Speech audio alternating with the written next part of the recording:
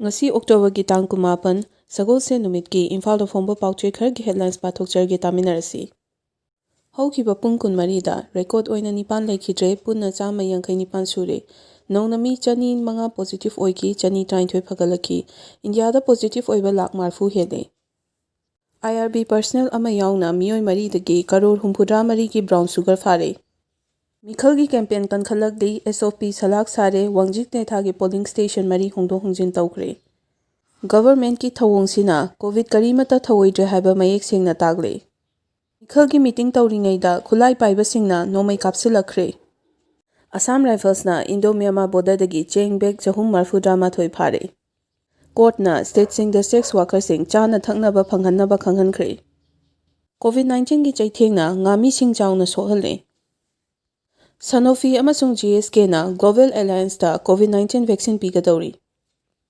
Indian Navy da US na F-18 fighter sing pinaba khut lanthoklakre. Champions League football da Manchester City na Marseille bu maithiba pikre, Porto na Olympiacos thoikre. Amasung Mumbai Indians na Bangalore bu wicket 5 da maithiba piduna table gi makokta lairi. Thank you.